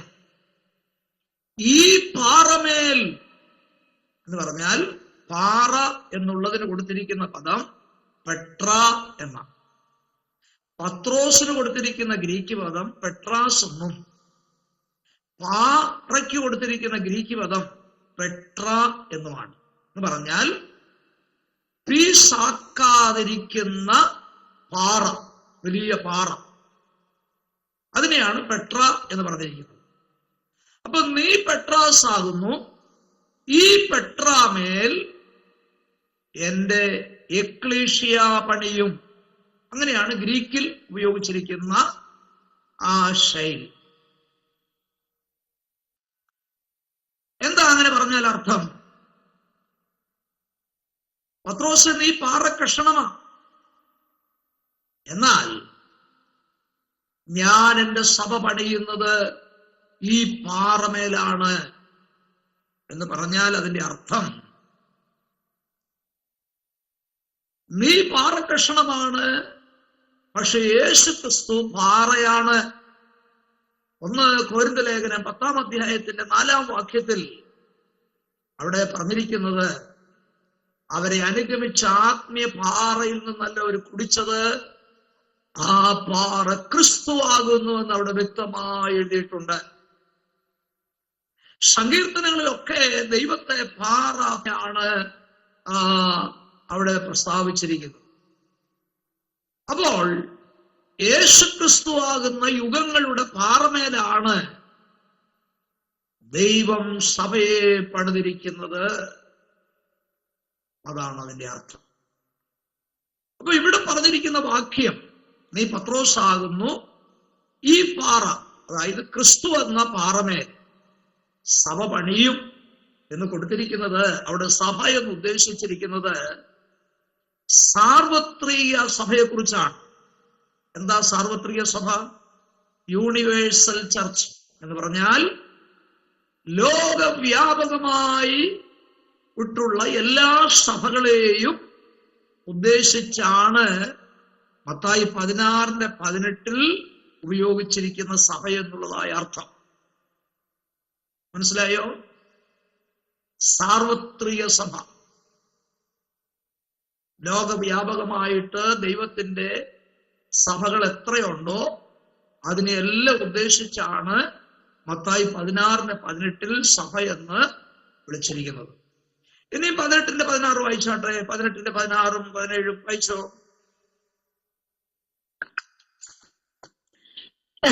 കേൾക്കാഞ്ഞാലോ 2-3 സാക്ഷികളുടെ വായാൽ സകല കാര്യവും ഉറപ്പാക്കേണ്ടതിന് 1-2 പേരെ കൂട്ടിക്കൊണ്ട് ചെല്ലുക. അവരെ കൂട്ടാക്കാഞ്ഞാൽ സഭയോട് അറിയിക്കാം. സഭയെയും കൂട്ടാക്കാഞ്ഞാൽ അവ നിനക്ക് പുറജാതിക്കാരനും ചുങ്കക്കാരനും എന്ന പോലെ ഇരിക്കട്ടെ. മതി. ഇവിടെയും സഭ എന്നുള്ളതായ പദം നമുക്ക് കാണാൻ കഴിഞ്ഞു. ഇവിടുത്തെ വിഷയം, ഒരു ലോക്കൽ സഭയ്ക്കകത്ത് ഒരാള് ക്രമം തെറ്റി ജീവിച്ചാൽ ആ വ്യക്തിയെ തിരുത്താൻ വേണ്ടി സഭയിലുള്ള 2-3 പേരെയും കൂട്ടിക്കൊണ്ട് ചെല്ലണം. അവരെ അവൻ കൂട്ടാക്കാതിരുന്നാൽ സഭയെ അറിയിക്കണം. അവൻ സഭയെയും കൂട്ടാക്കാതിരുന്നാൽ അവൻ വെളിയിൽ പോകണം.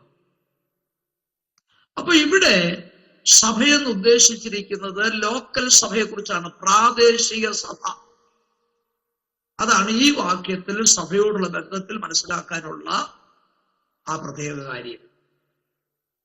16:18 സാർവത്രിക സഭയാണ് ഉദ്ദേശിച്ചിരിക്കുന്നത്. എന്ന് പറഞ്ഞാൽ ലോകവ്യാപകമായിട്ട് സ്ഥാപിക്കപ്പെട്ടിരിക്കുന്നതായ സഭകളെ കുറിച്ചാണ് അവിടെ സഭ എന്ന് പറഞ്ഞിരിക്കുന്നത്. പക്ഷേ മത്തായി 18:16 പറഞ്ഞിരിക്കുന്ന സഭ എന്ന് പറയുന്നത് പ്രാദേശിക സ്ഥലം സഭയെ കുറിച്ചാണ്. അതാണ് ഈ 2 വാക്യങ്ങളിൽ സഭ എന്ന് പറയുന്നതിന്റെ അർത്ഥവ്യത്യാസം. ഇനി അടുത്തതായിട്ട് എഫേസ്യ ലേഖനത്തിൽ സഭയെ പറ്റി പറഞ്ഞിരിക്കുന്ന ഉപമാന പദങ്ങൾ എന്തൊക്കെയാണെന്നാണ് പറയാൻ പോകുന്നത്. അത് നോട്ട് ചെയ്യണം കേട്ടോ. സഭയ്ക്ക് എഫേസ്യ ലേഖനത്തിൽ പറഞ്ഞിരിക്കുന്ന ഉപമാന പദങ്ങൾ.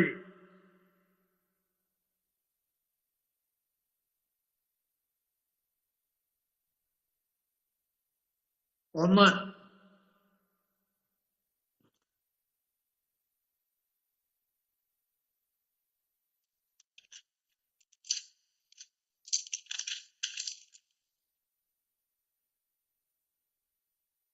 എല്ലാറ്റിന്റെയും നിറവ്.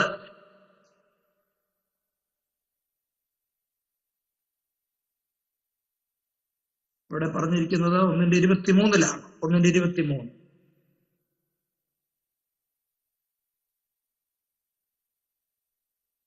വായിക്കാമോ?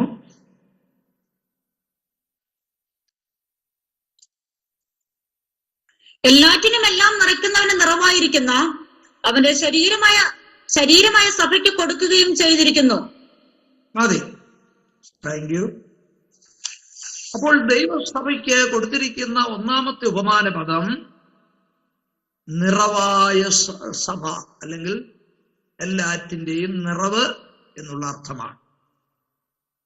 ആ വാക്യത്തിൽ തന്നെ സഭയ്ക്ക് കൊടുത്തിരിക്കുന്ന മറ്റൊരു പദമുണ്ട്, അവന്റെ ശരീരമായ സഭ.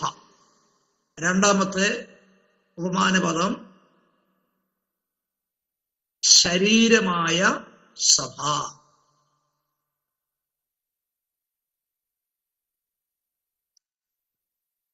അടുത്ത പദം 2:10 വാക്യം വായിച്ചാട്ടെ. നാം അവന്റെ കൈപ്പണിയായി സൽപ്രവർത്തികൾക്കായിട്ട് ക്രിസ്തുവേശുവിൽ സൃഷ്ടിക്കപ്പെട്ടവരാകുന്നു. നാം ചെയ്തു പോരേണ്ടതിന് ദൈവം അവ മുന്നൊരുക്കിയിരിക്കുന്നു. മതി. അവിടെ സഭയ്ക്ക് കൊടുത്തിരിക്കുന്ന മൂന്നാമത്തെ പദം കൈപ്പണി എന്നുള്ളതാണ്, അല്ലെങ്കിൽ കരകൗശലപ്പണി എന്ന് വേണമെങ്കിൽ പറയാം, അല്ലെങ്കിൽ കൈപ്പണി. അവിടെ ഉപയോഗിച്ചിരിക്കുന്ന വാക്ക് അങ്ങനെയാണ്, കൈപ്പണി. ദൈവത്തിന്റെ കൈപ്പണിയാണ് ദൈവസഭ.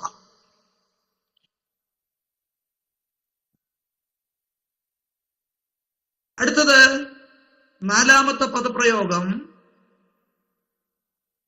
കെട്ടിടം.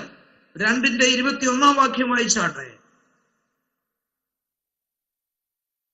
അവരിൽ കെട്ടിടം മുഴുവനും യുക്തമായി ചേർന്ന് കർത്താവിൽ വിശുദ്ധ മന്ദിരമായി വളരുന്നു. മതി. അവിടെ കൊടുത്തിരിക്കുന്ന പേര്, ദൈവസഭയ്ക്ക് കൊടുത്തിരിക്കുന്ന പേരെന്താണ്? കെട്ടിടം. കെട്ടിടം.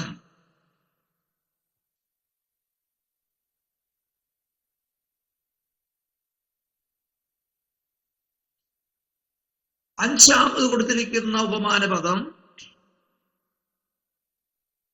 കുടുംബം. 3:14 വാക്യം വായിച്ചാട്ടെ. അത് നിമിത്തം ഞാൻ സ്വർഗത്തിലും ഭൂമിയിലുമുള്ള സകല കുടുംബത്തിനും പേർ വരുവാൻ കാരണമായ. മതി. അപ്പോൾ അവിടെ വായിച്ച അത് നിമിത്തം ഞാൻ സ്വർഗത്തിലും ഭൂമിയിലുമുള്ള സകല കുടുംബത്തിനും പേർ വരുവാൻ കാരണമായ. കണ്ടോ? അപ്പോൾ അവിടെ ദൈവസഭയ്ക്ക് കൊടുത്തിരിക്കുന്ന പേരാണ് കുടുംബം. കുടുംബം.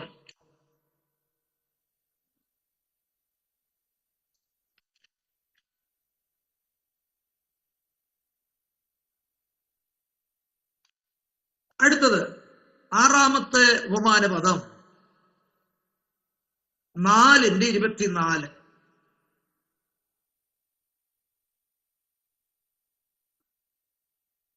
വായിച്ചാട്ടെ.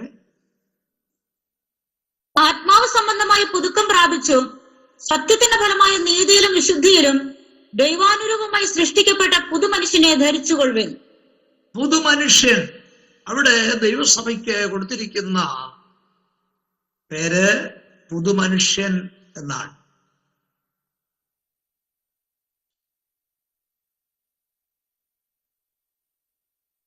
ഏഴാമത് മറ്റൊരു ഉപമാന പദം കൂടെ എഫേസ്യ ലേഖനത്തിലുണ്ട് സഭയ്ക്ക്. 5:26 27 വാക്യങ്ങൾ.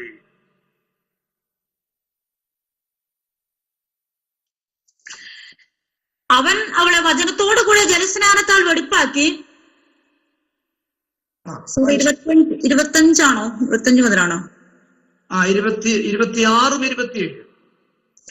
അവരവളെ വചനത്തോടു കൂടെ ജലസ്നാനത്താൽ വെടിപ്പാക്കി വിശുദ്ധീകരിക്കേണ്ടതിനും കറ, ചുളുക്കം മുതലായത് ഒന്നുമില്ലാതെ സഭയെ ശുദ്ധയും നിഷ്കളങ്കയുമായി തനിക്ക് തന്നെ തേജസ്സോടെ മുൻ നിർത്തേണ്ടതിനും തന്നെത്താൻ അവൾക്ക് വേണ്ടി ഏൽപ്പിച്ചു കൊടുത്തു.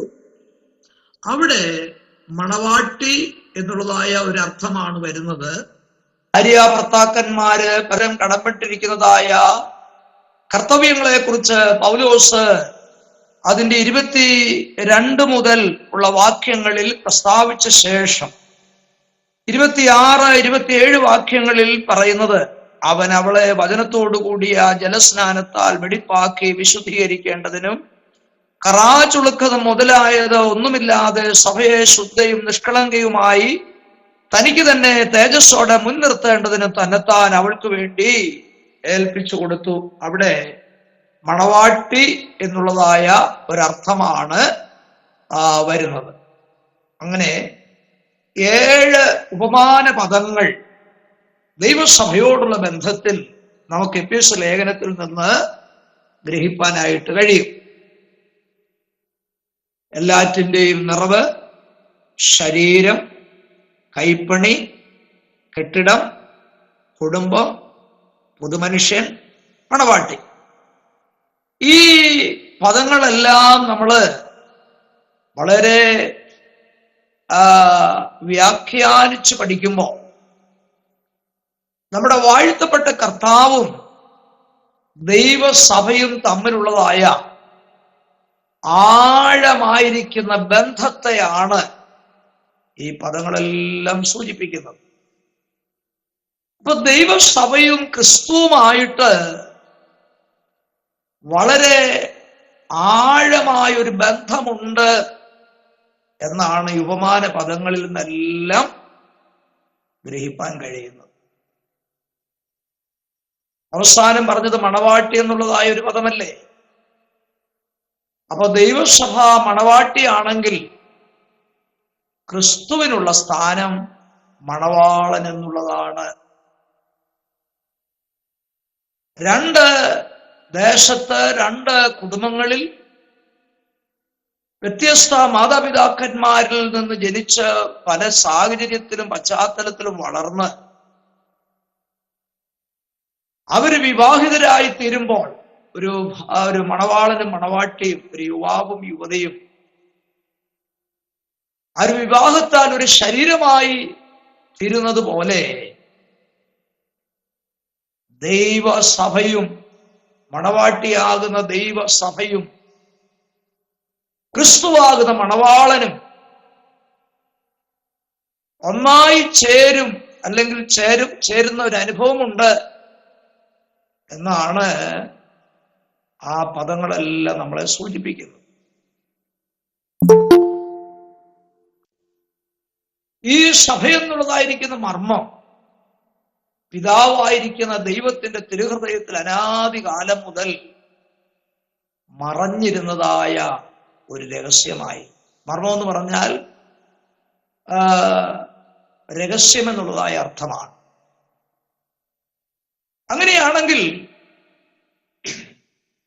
ദൈവത്തിന്റെ പുത്രനായിരിക്കുന്ന ക്രിസ്തു ലോകത്തിൽ വന്ന് ക്രൂശിൽ മരിച്ച് സഭയ്ക്ക് വേണ്ടി തന്റെ ജീവനാണ് നൽകുവാനിടയായി, തന്റെ രക്തം നൽകുവാനായിട്ടിടയായി.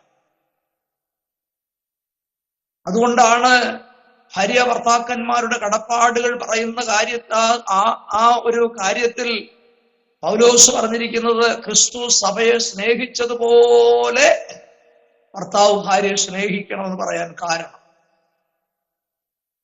എന്താ? അതിന്റെ അർത്ഥം, ഒരു യുവാവ്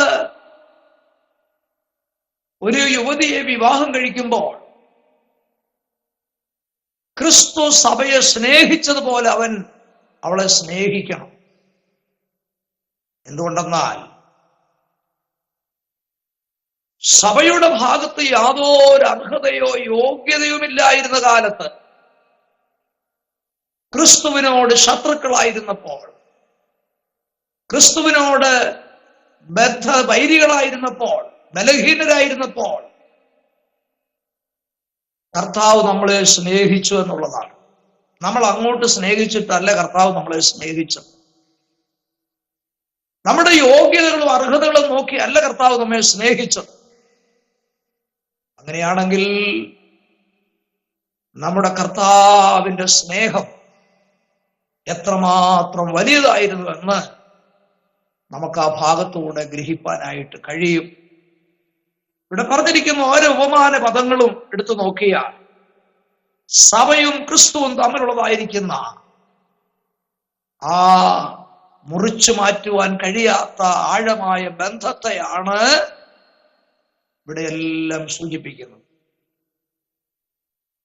സഭ ശരീരവും ക്രിസ്തു തലയുമാണെങ്കിൽ ഒരു ശരീരത്തിൽ സഭ തലയ്ക്കുള്ള സ്ഥാനം എത്രമാത്രമാണ് നമുക്ക് ഗ്രഹിപ്പാൻ കഴിയും. ശരീരത്തിന്റെ ഏറ്റവും പ്രധാനപ്പെട്ട ഒരു ഭാഗമാണ് തല അല്ലെങ്കിൽ ശിരസ്. ആ ശിരസ്സും ശരീരവും തമ്മിലുള്ള ബന്ധം പോലെയുള്ള ഒരു വലിയ ബന്ധമാണ് ക്രിസ്തുവും സഭയുമായിട്ടുള്ള ബന്ധം. അതുകൊണ്ടാണ് ഈ ഉപമാന പദങ്ങൾ ഈ എഫേസ്യ ലേഖനത്തിൽ രേഖപ്പെടുത്തിയിരിക്കുന്നത്. നമ്മുടെ സമയം ഇപ്പോൾ ഇവിടെ ആയിരിക്കുകയാണല്ലോ.